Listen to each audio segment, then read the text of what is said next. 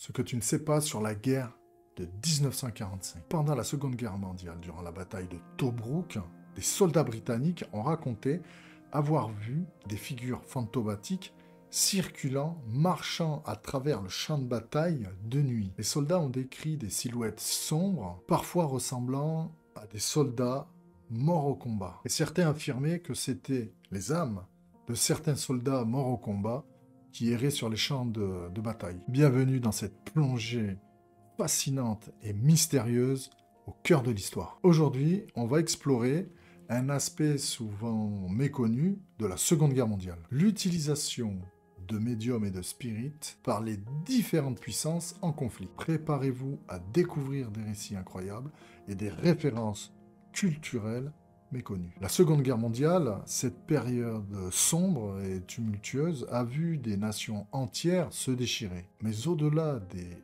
champs de bataille, des stratégies militaires et des technologies qu'ils essayaient de développer, il y avait un autre front, très souvent ignoré.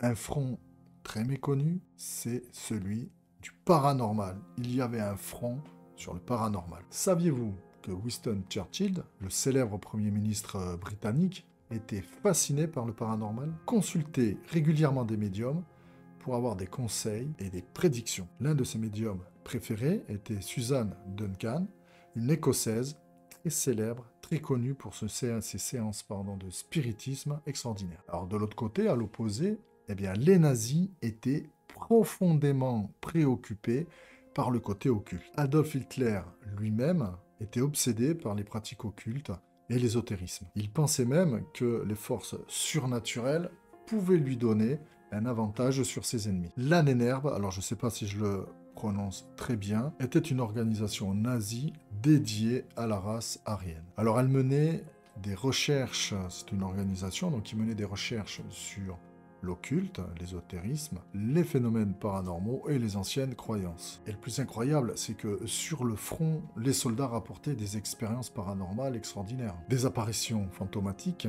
des prédictions de danger et même des objets étranges trouvés sur les champs de bataille. Alors ces écrits, ces récits ont souvent été occultés, mis de côté par les historiens, mais ils font complètement partie de cette sombre période, de cette guerre. Alors voici 2 exemples. Là, je vous raconte la mystérieuse prédiction d'un médium. C'est un des récits les plus troublants qui concerne un soldat allemand qui, en 1943, aurait consulté un médium.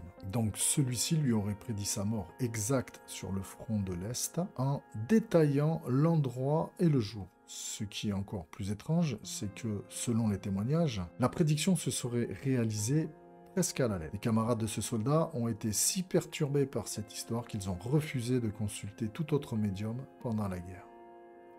Ils ont été traumatisés, ça a tellement été vrai, ça s'est tellement vérifié, qu'ils n'ont pas consulté de médium eux-mêmes. Alors la deuxième histoire concerne des soldats britanniques sur un...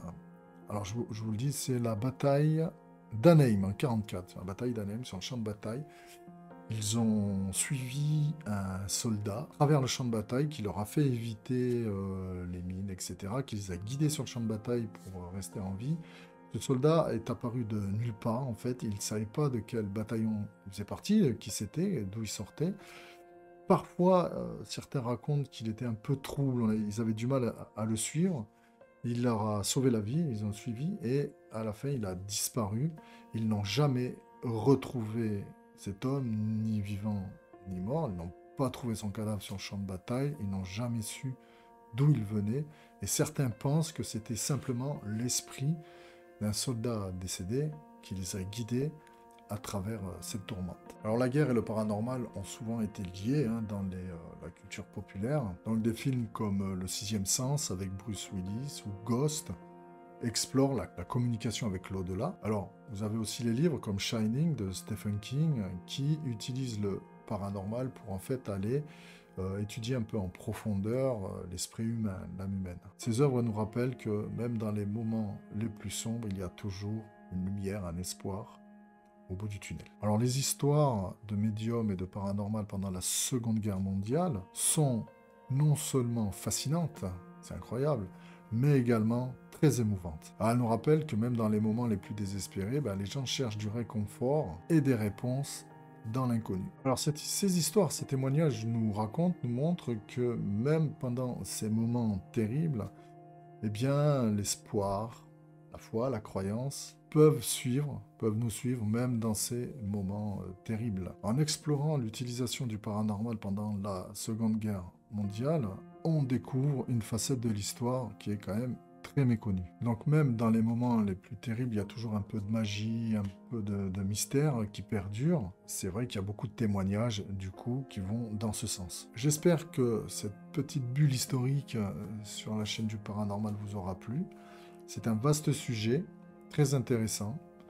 Et moi je vous dis à la prochaine.